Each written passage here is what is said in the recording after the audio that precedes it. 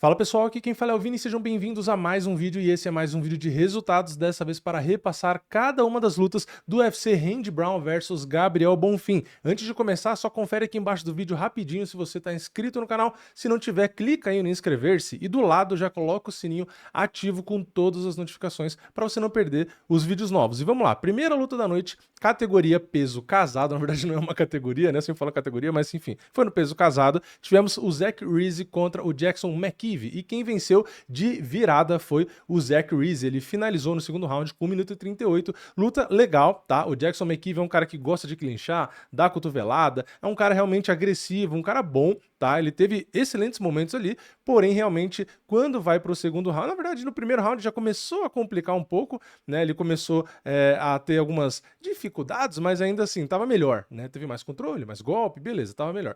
Só que no segundo começa a virar, né? Porque aí a gente tem o contrário, a gente tem o Zach Reese conseguindo controlar, conseguindo derrubar, e ali no grappling, na luta agarrada, ele estava levando vantagem, até que conseguiu ali finalmente chegar na finalização. Então deu ruim pro Jackson McKee, mas começamos bem, né? Uma luta interessante. Depois a gente vai pro peso galo, tivemos Daniel Marcos contra o Miles Jones, quem venceu foi o Daniel Marcos por finalização e também no segundo round, luta também muito boa, tá? Os dois são bons, são agressivos, logo na encarada ali, os dois já foi no centro do octógono e tal, então já tava um clima ali legal. O Daniel Marcos conseguiu controlar mais, tanto no primeiro quanto no segundo round, né? Controlar, que eu falo, a estatística ali na grade ou no chão. Tá? A gente teve o Daniel Marcos conseguindo uma queda no primeiro round e conseguindo duas quedas no segundo round. Teve ali também mais golpes significativos no primeiro, no segundo ele teve um pouco menos, mas foi quando ele conseguiu ali finalizar. Tá? Então, luta interessante, né? Os dois propõem trocação, são agressivos, batem forte, são versáteis, tem queda, tem controle,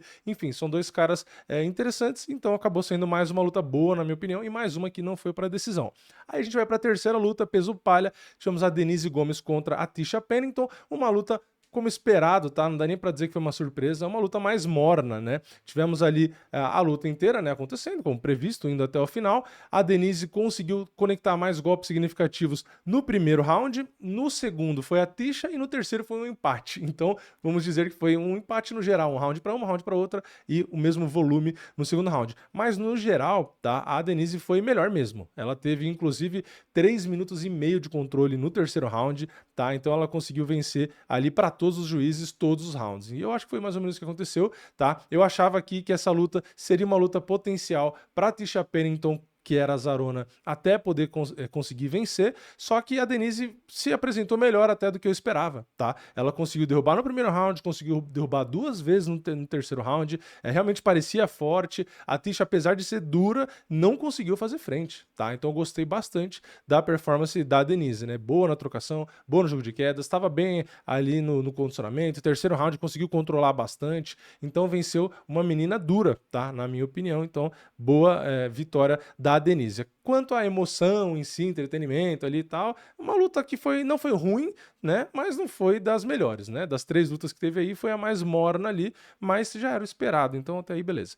Depois, peso pesado, tivemos o Josh Rockett vencendo o Max Gimenez por nocaute no primeiro round com apenas 56 segundos. Aqui já era mais ou menos esperado, né? Eu fiz uma live lá no canal Osso e também com o Caio do CFX e a gente falou do card e tal, né? E aqui foi um consenso, né? Todo mundo achava que o Rockett ia vencer, muito provavelmente por nocaute, e a gente até brincou falando que poderia ser ali no primeiro, né? Porque a gente começou a olhar o card de um e do outro, né? Os eventos que cada um lutou, então não tava com uma cara muito boa, né? O Max Gimenez era muito azarão e no fim a gente viu o porquê, né? O Rockett realmente bate forte, agressivo, o cara é poucas ideias e deu ruim, tá? E falou bastante ali na entrevista pós-luta. Enfim, um cara interessante, né? Um cara que tá criando ali um personagem, talvez, enfim. É um cara que tem muitas vitórias que realmente não vão pra decisão e que chama atenção. Então, uma cara nova aí nos pesos pesados, enfim, interessante, né? Então, boa luta, rápida e o primeiro nocaute da noite. Depois a gente vai pro peso galo e aí a gente tem a Jaqueline Cavalcante contra a Maíra Bueno Silva. Quem venceu foi a favorita, Jaqueline Cavalcante, na decisão unânime. Aqui eu falei, né, que até entenderia o favoritismo da Jaqueline, justamente por conta da fase e o esporte momento, tudo que eu falei no vídeo pré-evento, mas eu falei, né, no vídeo pré-evento que eu achava que a Maíra estava pagando muito caro para a lutadora que ela é, né? Porque no papel talvez até fosse uma lutadora melhor que a Jaqueline. Só que aí assistindo a luta, sinceramente, desde o primeiro round aconteceu o que vem acontecendo em todas as lutas que eu vejo da Maíra, tá? Ela tá, parece que sem vontade, sem determinação, enfim, é complicado falar isso porque às vezes o lutador ouve isso, vai achar ruim. Mas a minha sensação lutando é essa, é só a minha opinião também, tá? Mas me parece que assim, não tem mais aquele senso de urgência, não tem mais aquela, tipo assim, aquele sangue no olho, né? Tipo, vou entrar ali pra atropelar, sabe? Tipo assim. Então, tá perdendo um round, tá perdendo 2 rounds, e mesmo assim, tipo, sei lá, parece que não acorda, parece que você tem que chacoalhar, ou acorda pra vida, né? Gritar, dar uns tapas na cara.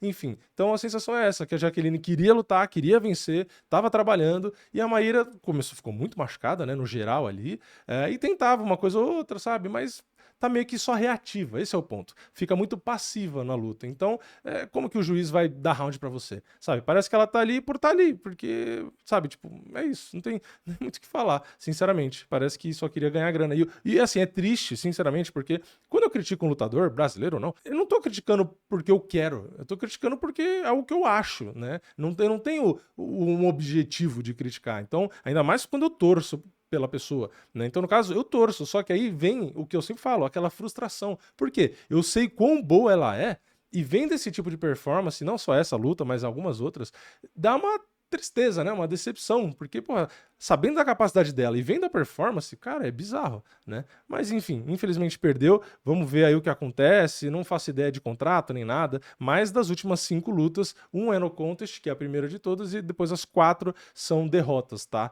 Então a situação tá complicada, tá? Não tá muito legal aí não. Infelizmente, porque, como eu falei, né, disputou o cinturão, é uma baita lutadora, mas realmente parece que ela deixou o próprio brilho sumir, né? Eu não sei explicar, não sei o que acontece, mas é uma pena. Depois, no peso galo, Raoni Barcelos enfrentou o Rick Simon. Aqui foi um dos azarões, né? Eu achava que podia a Maíra vencer, às vezes a Tisha Pennington vencer, esses realmente não venceram, mas aqui finalmente um azarão que eu achava que tinha uma boa chance de vencer, eu coloquei como favorito, venceu, tá? Que foi o Raoni, e era uma luta complicada, realmente, e foi, mas aconteceu mais ou menos o que eu esperava, né? Que era o quê? O Raoni, ele é muito bom na principal arma do Rick Simon, que é as tentativas de queda, né? A pressão e tal, né? Um cara com muita taxa de quedas, né? Frequência de quedas e também precisão. Só que como o Raoni é muito bom de wrestling, é um dos brasileiros, um dos poucos talvez, que é bom de wrestling, ele tinha condição de peitar esse jogo do Rick Simon, tá? E foi o que ele fez. E ali na trocação ele foi tentando ganhar a luta. Os dois meio que tinham momentos bons, tal, mas no geral o Raoni acabou vencendo. E ele lutou muito bem,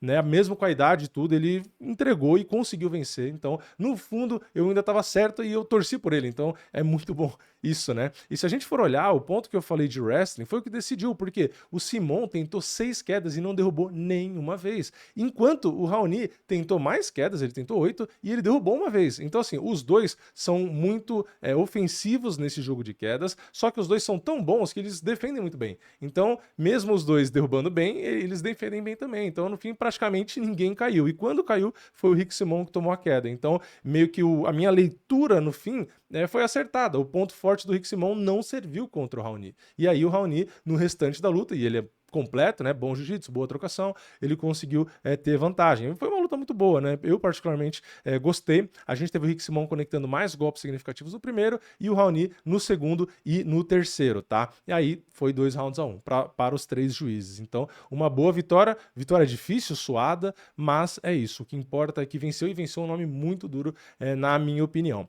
Na próxima luta, no peso pena, Jamal Emirs venceu o Haider Amil na decisão unânime. Haider Amil, que se eu não estou enganado, se que eu me lembre, ele era favorito. Começou muito bem, tá? Porque o boxe dele é bonito, né? O cara é bom, preciso, movimenta certinho, enfim. O boxe dele é bem refinado, eu gosto, né, do estilo da trocação dele. Só que passou o primeiro round, que foi onde ele conectou mais golpes significativos, apesar de ter sido até meio parelho, começou a azedar, né? O Jamal percebeu que se ficasse só trocando e no ritmo do Haider Amil ia dar ruim, né? Aí ele lembrou, né? Pô, eu posso usar um pouco da luta agarrada. Aí ele derrubou 3 vezes no segundo round, controlou por mais de 3 minutos. Vai pro terceiro round, ele derrubou mais 2 vezes e controla por 4 minutos e 50. E aí acontece dele vencer, né, a luta na decisão. E teve ainda 2 juízes que deram 30-27, mesmo o primeiro round ali, o Haider Amil perdendo, já que, de novo, né, a gente teve a quantidade de golpes significativos muito parelha, só que nesse primeiro round, o Jamal Emirs conseguiu 2 quedas, tá? Então aí vai daquela interpretação do juiz, teve juiz que marcou round para ele também. Então, uma surpresa, tá? Eu achei que o Haider Amil venceria, às vezes até nocauteando, teve bons momentos, como eu falei, mas o Jamal Emirs foi mais inteligente, né? Acabou usando outras armas, outros recursos e conseguiu fazer com que o Haider Amil ali, no final da luta, tava meio que inútil já, não conseguia fazer mais nada, né? Depois, peso médio, Christian Leroy Duncan enfrentou o Marco Túlio, e quem venceu foi o azarão, Christian Leroy Duncan, por nocaute no segundo round, com 3 minutos e 20. Aqui era uma luta que eu me preocupava, né? Eu falei também na live, né? Antes do evento, na quinta-feira.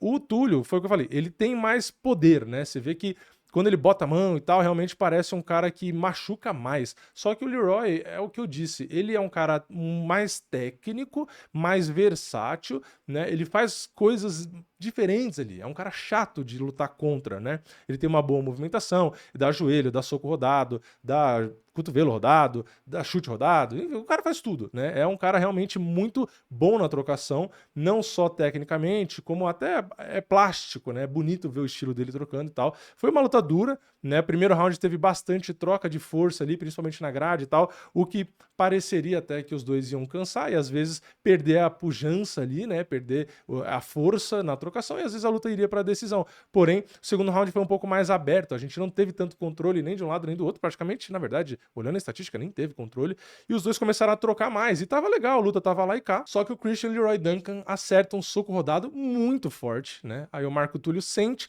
e fica bem grog, e aí o Christian Leroy Duncan vai muito mais fácil, né? Conecta golpes duros, limpos, e aí o Túlio cai apagado e infelizmente não tem muito o que fazer. Então luta muito boa, mas infelizmente o resultado não foi a favor do cara que eu tava torcendo, né? Mas realmente a luta estava muito boa e eu gostei, tá, da postura da equipe do Marco Túlio, porque no intervalo do primeiro pro segundo round, na minha opinião, eles falaram tudo que tinha que falar, né? Realmente analisaram muito bem, falaram justamente, pô, tem que andar pra frente e tal, não sei o quê. E justamente foi aí que equilibrou. Ele começou a andar pra frente, ele acertou bons golpes, o Christian Leroy Duncan sentiu um momento ou outro e tal, então melhorou muito, ficou realmente um nível interessante ali. Só que é aquilo, né? Na hora que pegou o rodado, que poderia acontecer, não tem jeito, é a qualidade do Christian Leroy, ele sentiu muito, né? E aí tomou os outros golpes ali e, enfim, acontece, né? Acontece, é difícil, né? A um nível realmente muito alto, dois caras com poder de nocaute, quem achasse ali o melhor golpe ia acabar vencendo. Então, tava uma luta boa, meio como eu disse lá e cá, parecia que qualquer um podia vencer, mas, infelizmente, a criatividade, o repertório, né, a quantidade de opções, de mais armas e tal, acabou fazendo diferença aí. Então, boa vitória do Christian Leroy Duncan. Na próxima luta, no peso leve, tivemos o Cris Padilha contra o Ismael Bonfim, e aqui não deu para o Brasil de novo, né? O Cris Padilha, que era azarão também, no que não deu de azarão no preliminar, deu no principal, né? Conseguiu o Cris Padilha nocautear no segundo round com 4 minutos e 30. A luta tava boa até pro Ismael Bonfim, né? Pra muita gente, pra mim e pro que eu vi lá nos tweets, né? Ao vivo e tal. Todo mundo tinha marcado pro Ismael Bonfim o primeiro round, tá? Mesmo ele conectando menos golpes significativos, apesar de que foi pequena a diferença, nos totais foi maior a diferença, mas no significativo foi pouca a diferença. E mesmo tendo mais controle no primeiro round, eu ainda acho que o dano, né? Realmente a contundência do Ismael tava fazendo diferença ali. Então talvez ele tenha vencido ali o primeiro round, né? Mas enfim, não foi pra decisão, também pouco importa. Porque no segundo round, o Cris Padilha conecta mais, tanto significativos quanto totais, né? Realmente acaba acertando mais. E tem um momento ali que parece que deu uma virada de chave, né? Porque o Ismael tava bem na luta, aí quando ele cai ali, ele toma alguns golpes e tal, você vê que, eu não sei se foi realmente o golpe que ele sentiu, provavelmente, ou mesmo um pouco do cansaço, mas você vê que ele começa a virar de lado, começa só a tentar se defender, você vê que aquela agressividade que ele tem, aquela postura de olhar aí pra cima, né, tal, ele meio que perde isso e começa meio que tentar mais se defender do que atacar, né? Então, quando dá pra ver aquela mudança de postura, eu falei, putz, vai dar ruim, né? Vai acabar tendo aí um nocaute e tal, porque quando você começa também a virar das costas, tentar só se defender, o árbitro já fica de olho, né, para acabar com a luta. Então, infelizmente aí, o Ismael Bonfim acabou sendo nocauteado. Lembrando também, ele não bateu o peso, o que o UFC já odeia, e assim, foi por muito, né? Acho que foi uns 3 quilos, um negócio assim. Então é muito complicado. Então, é a segunda vez que ele não bate o peso, o que complica mais ainda. E das últimas 4, ele perdeu 3, uma finalizada e 2 nocauteadas. Então, assim, ele realmente estreou muito bem depois de ser contratado quando ele venceu no Contender, ganhou bônus de performance, aquela joelhada maravilhosa. Só que aí né, teve esses tropeços agora. Tudo bem, pegou o Benoit Saint-Denis, até ali beleza, porque é um cara ranqueado, bom, tal. Aí venceu o Vince Pichel, só que porém agora colocou mais 2 derrotas, né? Eu acho que assim, 3 derrotas em 4 lutas, geralmente já não é bom, né? Mas como ele luta bem, entrega luta emocionante, tem nocaute com performance, tudo é novo, né? Eu acho que dariam mais um respiro ali e tal, né? Inclusive, pela quantidade de luta, pode ser que ele tenha mais luta no contrato, né? Difícil saber. Agora, o meu ponto é, você ter 3 derrotas nas últimas 4, sendo que nenhuma delas é decisão, né? 2 são nocaute, uma é finalização, né? Inclusive, 2 dessas, tanto a finalização quanto o penúltimo nocaute, foi no primeiro round, o que também não é muito bom, né? Então, assim, junta isso com não bater o peso mais de uma vez e por tanto de diferença, realmente a situação pode não ficar muito boa para ele, tá? Eu não acho que o UFC ainda corta não, mas é muito difícil também falar isso, porque o UFC quando tá poucas ideias, é poucas ideias, né? Se não bate o peso, às vezes o cara vai e lima de uma vez só. Como ele é irmão do Gabriel, o Gabriel ganhou e tal, sei lá, né? Às vezes dá uma aliviada, mas não tá boa a coisa pra ele, tá? Aí a gente vai pro meio médio, a gente teve o Muslin Salikov, que era azarão, enfrentando o Urus Medic. Quem venceu no primeiro round foi o Urus Medic com apenas 1 minuto e 3 segundos. E aqui foi um lutão, né? E era um dos cenários esperados, né? Era o Urus Medic começar forte e tal, ele sempre nocauteia ou finaliza, e ele é agressivo e tal. E o Salikov é um cara que aproveita essas oportunidades, né? Quando os caras vêm muito pra cima e tal, é um cara rápido, um cara técnico, só que é um cara que tá mais velho, né? E aí, na minha opinião, que eu falei que o Salikov geralmente era uma boa opção, né, para fazer fezinha, ainda mais quando ele pagava bem assim, mas o risco era justamente esse, era o começo, né, da luta. Então, se ele passa dessa tempestade, administra tal, como geralmente ele consegue fazer, se a luta entra no ritmo dele, ele realmente tinha uma boa chance de ser um azarão que ia vencer, né? Só que o Urus Medic foi certeiro, né? Foi na estratégia de sempre dele, agressivo, andar para frente, já solta o golpe, tal, não sei o quê, e quando pegou a mãozada ali, não tinha como, né? Não tinha como o Salikov absorver. Então, do mesmo jeito que o Salikov encosta nos outros e causa estrago e nocauteia, quando encostam nele também acontece, né? Porque aí, meio médio e tal, já começa a ter uns caras com muita pegada, né? Os caras que bate forte. Então, não deu dessa vez pro Salikov, né? Muitas vezes ele é azarão e vence, mas dessa vez ele era azarão e se concretizou o favoritismo do adversário. Mas luta muito boa, muito rápida, mas muito boa também. Depois a gente vai pro peso mosca, o Joseph Morales venceu o Matt Channel por finalização no primeiro round, com 2 minutos e 54. Aqui nem tem muito o que falar, né? O Morales era favorito, né? Já começaram basicamente ali grudando e rolando realmente grappling, né? A gente teve o Morales conseguindo controlar ali por mais tempo e indo para a finalização, né? Não tem nem muito o que explicar, sinceramente. A luta foi mais realmente embolada, né? Não chegaram a trocar muito e no final das contas o Morales acabou achando ali o estrangulamento, né? A guilhotina e venceu. Então luta boa, luta rápida, mas boa também. E a gente vai para a última, que é a principal, meio médio, né? Voltamos pro meio médio. Gabriel Bonfim contra Randy Brown. Quem venceu foi o Gabriel Bonfim por nocaute no segundo round com 1 minuto e 40. Então mais uma luta que não foi para decisão, né? Na verdade o card inteiro não teve decisão. E eu gostei muito da luta porque, assim, primeiro que ganhou o cara que eu tava torcendo, que é o Gabriel. Segundo que a performance dele me chamou muita atenção, porque eu falei no vídeo pré-evento, né, que na minha opinião, para eu realmente considerar o favoritismo dele, que as bolsas estavam colocando, era considerando principalmente o grappling. Porque o Randy Brown é muito alto, muita perna, muito braço, é técnico, é preciso. A luta tinha 5 rounds. Então, assim, eu enxergava que se rolasse só na trocação, eu não achava que o Gabriel seria favorito, porque o Randy Brown é o que mais faz isso, né? Enquanto a gente vê a arma principal do Gabriel sendo mais a luta agarrada. Porém, a luta rolou basicamente só na trocação, que é onde eu achava arriscado. Não tivemos tentativa de queda do Gabriel, e ainda assim o Gabriel foi bem, machucou o Randy Brown, machucou a perna e tal, não sei o quê. Teve um equilíbrio no volume de golpes totais conectados, ok, só que o Gabriel estava sendo mais contundente, estava machucando, até, inclusive, quando ele acha ali no clinch, uma bela joelhada, o Randy Brown já cai muito mal, e quando o Gabriel vai pra cima ali, basicamente já interrompe, né? Randy Brown achou um pouco ruim, porque ele não apagou nem nada, né? Sentiu o golpe, mas não chegou a apagar, então ele fica com aquela sensação de que foi injusto, que foi cedo e tal, mas, sei lá, eu vou falar o que eu sempre falo, tá? Como é luta, né? Eu acho que nesse caso que o cara tava acordado e olhando ali ainda, podia deixar dar mais umas 2, 3 porradas ali e assim, se o Randy Brown apagasse, azar, né? Mas tá dando oportunidade pra ele. Se ele se defender e tal, conseguir, ele pode voltar e realmente tentar vencer a luta, virar a luta, etc. Então, eu sou a favor de deixar bater um pouquinho mais ali, nesse caso, porque o cara tá acordado, tá? Mas, de novo, eu só acho isso, mas não estou dizendo que foi uma paralisação errada.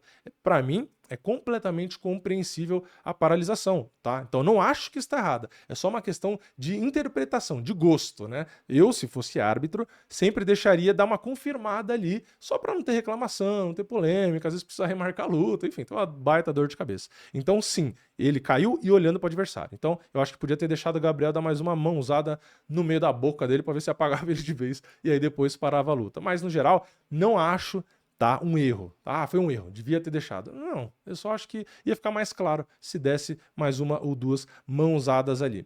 Claro, existem exceções. Quando o cara cai já virado de lado, se escondendo, aí não tem porquê, né? Aí você tem que parar mesmo, porque o cara não tá mostrando reação. Ali, eu só acho que podia ter deixado, porque, de novo, ele tava olhando, tava tentando, enfim, tava observando, não tava escondido, virando as costas, desesperado para fugir. Ele tava olhando para tentar se defender. E aí nem teve muito o que acontecer ali. Então, só por isso, mas, de novo, não acho nenhum erro absurdo. No geral, esse foi o card, tá? Como esperado, pelo menos na minha opinião, foi bem melhor que o card da semana passada. Como eu falei, muita finalização, muito nocaute, muita luta rápida, muito azarão vencendo no card principal, né? Muitas surpresas, o que na minha opinião deixa legal também. Algumas performances frustrantes, né? Lutas mais ou menos, performances, como eu falei, da Maíra que eu não gostei muito, né? Então tem uma coisa ou outra ali que desagrada, mas no geral, na minha opinião, muito bom card, né? Muito nocaute, muita finalização.